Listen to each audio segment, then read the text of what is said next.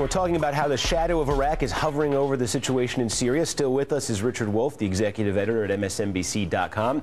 And joining us, we have Heather Hurlburt. She's the executive director of the progressive group, the National Security Network, and former State Department speechwriter under President Bill Clinton.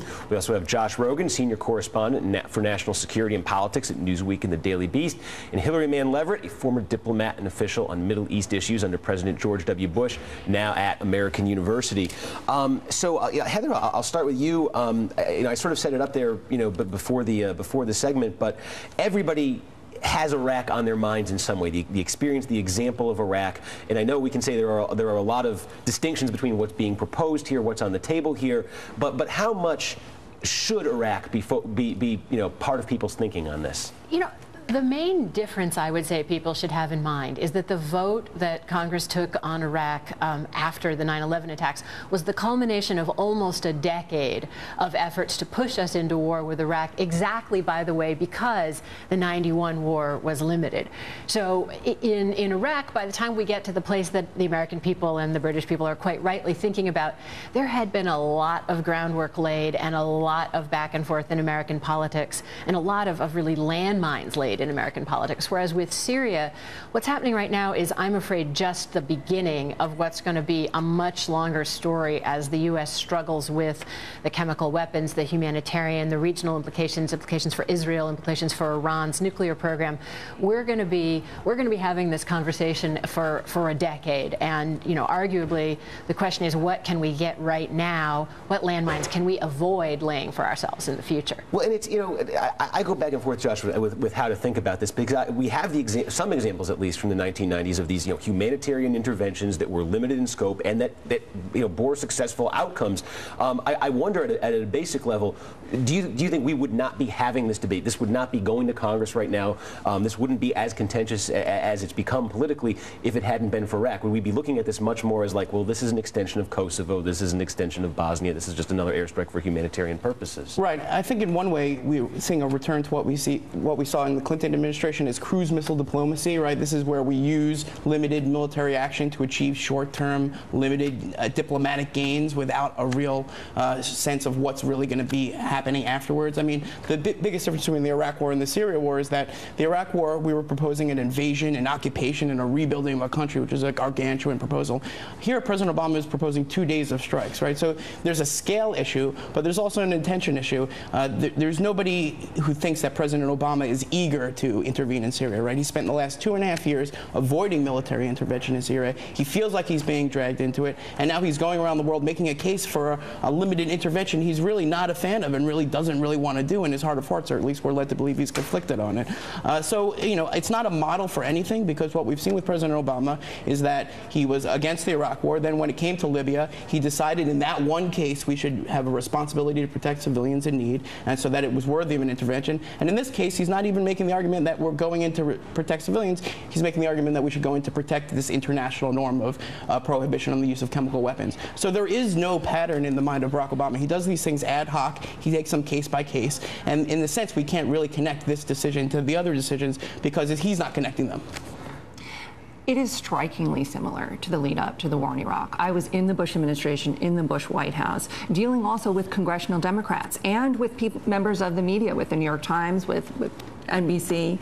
The herd mentality that took over to buy into the Bush administration's narrative that Saddam Hussein had to have chemical weapons and weapons of mass destruction, he was determined to use them against us, was something unquestioned. I remember going with a key member of the Bush national security team to see President Clinton, and he putting his arm around her, telling her not only was the intel right, but she was doing the right thing morally. It was not only a mistake, it was based on manufactured evidence. Here, nobody is asking this basic question except for our friends in Moscow.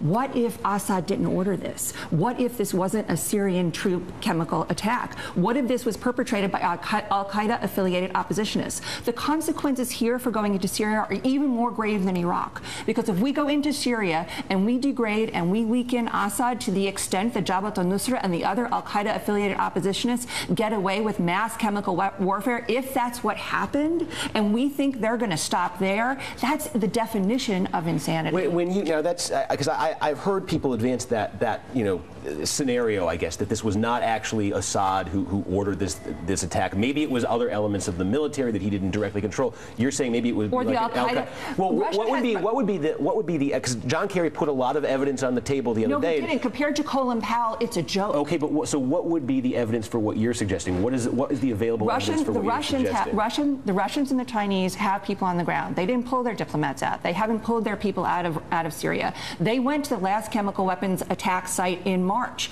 and they did forensics on the ground themselves. And they found two striking things that have not been covered in the press here at all. One was that the rockets used to deliver those chemicals were homemade rockets, not military, not industrial produced. The other thing they found was the sarin there was also not military industrial produced. They didn't use stabilizers. Now, maybe this is totally different. Maybe this time Assad said, well, I'm winning on the battlefield, so I'm just gonna send chemical weapons in for the heck of it, for the fun of it. Maybe, but maybe the Russians have a point. And here Obama's going to go to Russia, and we think he's not going to hear an earful. The rest of the world does not believe what we're saying for good reason. We made it up last time. All right, Josh, what do you? Yeah, I mean, I'm not one of those people who thinks that all the rebels are good, or all the rebels are bad, or all the regime people are good, or all the regime people are bad. But there is a bunch of evidence here that I think we should just put into the discussion here, especially those March attacks that Hillary mentioned.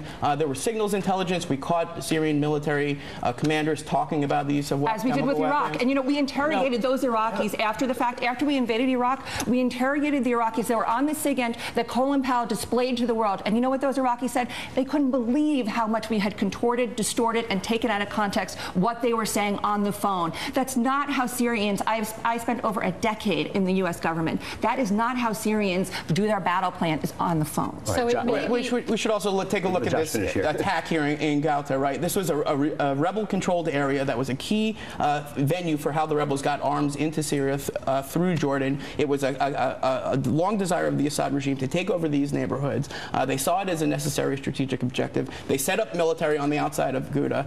After the chemical attack, they went in and bombarded and attempted to retake the city. So it doesn't really make a lot of logical sense that this was a rebel attack on the rebels to make it easier for the Assad regime to take over. Except they're the only ones who have a motive for U.S. intervention. But do you think Assad wants U.S. intervention? They're the only ones who have a motive. I don't know. You don't know either. And that's why this needs to be debated in Congress. The American people need to really debate whether we're going to invade yet another Muslim country and potentially kill millions of people. Well, they're not. Nobody's talking about invasion. It's not invasion. Just for a second. Nobody's talking about invasion. Strikes, just like we did in Sudan when we took out a pharmaceutical plant. Hillary, you just had a lot of time to talk. Just hold on one second. You say that nobody questioned the evidence when it came to Iraq. So while we're having the whole Iraq discussion, there were plenty of questions that were being asked. The reason the administration, which you were part of, said that you couldn't wait for the smoking gun to be a mattering cloud was because people were asking questions. To say that this is exactly a repeat isn't actually the case. You know very well. There are real warning signs. There are real lessons people should draw from Iraq. But in this case, nobody's disputing that chemical weapons were actually used. In Iraq's case, there was a question whether there were chemical weapons collections, whether they had degraded, whether they were actually usable, whether there was an imminent threat. In this case, there's no imminent threat. No threat to the United States directly, and chemical weapons have been used. You say it's ad hoc, Josh.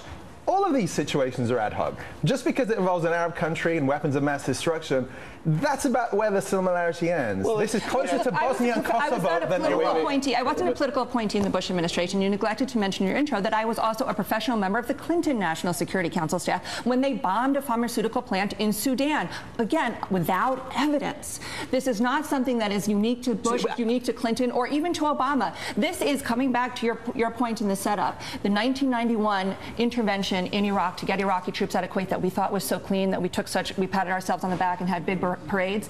Osama bin Laden went back to that. Al-Qaeda's writings go back to that. The U.S. decision taken under Clinton with very little thought to keep tens of thousands of U.S. troops in Saudi Arabia and to continuously bomb Iraq, then to bomb Sudan, to bomb other places. These are not clean interventions. We desperately need to think about But it does, again, it does get back to the more basic question here of You say we talk about evidence of specifically of the chemical weapons. We also have evidence of 100,000 people being killed over the last 2 years, of unspeakable brutality being perpetrated by this regime in Syria. So let's do serious diplomacy. President Clinton has had over 2 years to engage in serious diplomacy. You have a serious foreign minister in Russia with Leverett. You have a serious foreign minister in Iran. You have a serious foreign minister in China.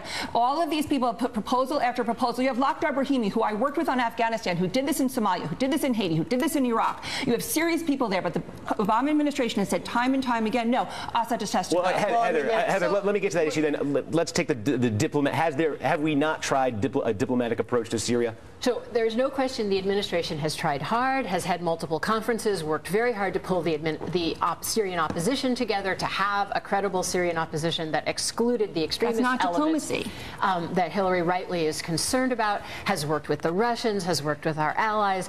Now, there is also no question that this administration said, because of Iraq, we don't want to put so much effort into Syria to the exclusion of other things. And I think looking at where we are now, we all maybe wish, I certainly do, that they had tried harder. But that the biggest lessons of Iraq and of exactly your setup is, first of all, we don't want to even get pulled into anything that looks like a quagmire, which led us maybe to be more standoffish than we should have. And second, to this little fight we were having before, there is no longer any standard of evidence that you can present that people will believe. And we could go on arguing, you know, until everybody watching us was through with brunch and on to lunch. And there is no longer any place that civilized Americans and members of the international community can agree about what we see. That's all right. Wait. We are going to take a break here, and Josh is going to get in when we come back. We have a bit of breaking news here, I guess you could call it. Just moments ago on Meet the Press, Secretary of State John Kerry revealed that the United States now has evidence of sarin gas use in Syria, adding the, quote, case is building for a military attack. I think we have sound of that. Let's play it.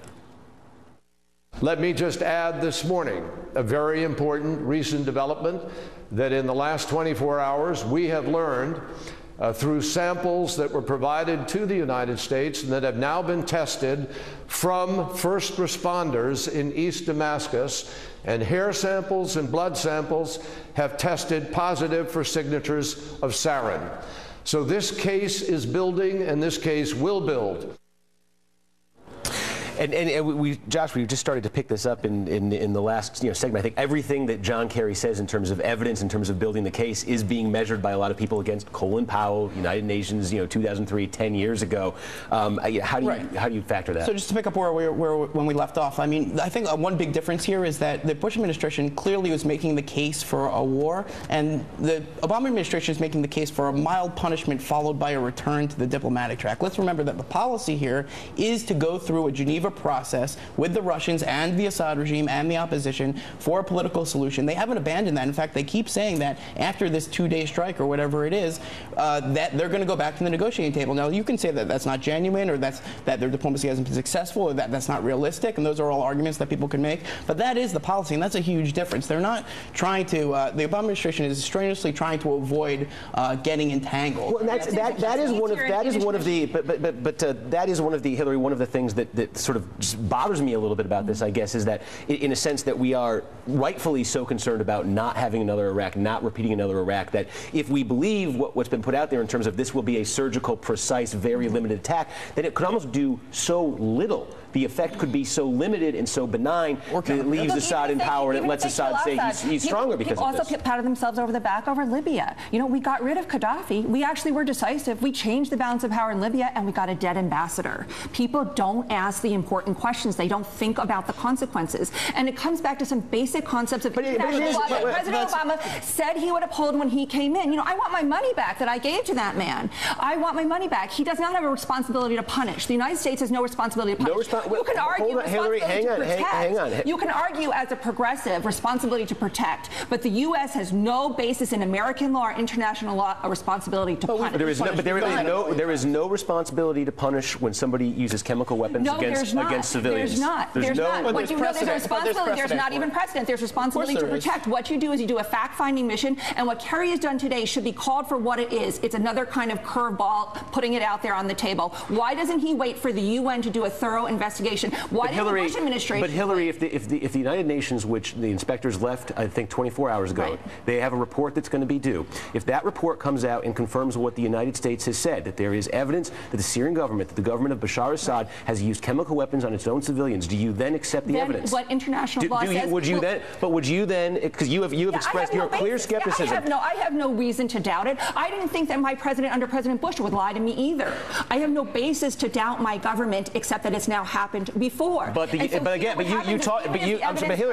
I'm trying to clarify this point here, because you said that you said let's let the United Nations go in and have an investigation. Right. The United Nations was there, conducted an investigation, and a report is due. And I'm asking you, will you accept that report? If that report says chemical weapons were used by the government of Assad against his own people, will you accept the legitimacy of that report and say that is evidence? And I accept that. Of course, and I also accept what Carla Del Ponte, one of the investigators, has already said about the prior attacks, that it was the opposition. I have no reason to doubt these people. I have no reason to doubt these people. But the point is that even if it's used, and I certainly will accept evidence that is presented impartially that's been vetted, of course I would. There's no reason to doubt it. But the key is then what do you do after the fact? The United States always thinks and has thought this since the end of the Cold War that we can just go in and kill somebody. Well, that's getting less and less viable to do, and it's not international law. What happens is even if the Assad government used chemical weapons here, what international law calls for a reason, because this would actually protect civilians and human life, is that you present the evidence to the government. You give them a response, you give them an opportunity to respond,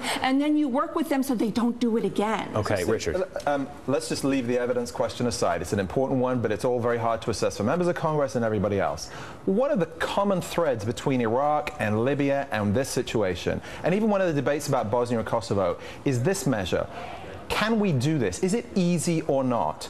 And the reason we engaged in Libya, the reason actually the Bush administration thought it was so eager to go into Iraq was because they thought it was easy. The reason they have been reluctant about Syria is because they think it's extremely difficult. The people advocating to it, whether they're on the hawkish side or the humanitarians inside the White House, inside the administration, have been reluctant because they think it's very, very difficult to execute. Syrian air defenses are robust and extremely difficult to overcome without loss of life, American loss of life. So that is an important measure here. This president isn't just talking about proliferation. He wants it to be limited because it's so difficult to execute. Hillary, hang on. Hillary, I want to get Heather in here because I want to get this question to Heather because I raised it a minute ago. But what Richard just says, given how difficult and complex the situation and given how limited the operation would be if the operation takes place, what happens if it really doesn't change the equation at all? If it doesn't change Assad's thinking, if it doesn't stop him from launching chemical attacks, what happens then?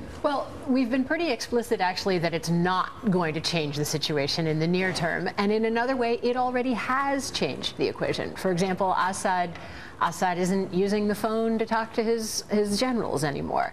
The whole way they were conducting themselves, they now know we can hear. So the day-to-day operations have changed. The last week, they've been spending time moving prisoners around, moving equipment around, moving weapons around. Assad's comfort level with how he can behave in his own country will never be the same. So at one level, we have already changed things on the ground.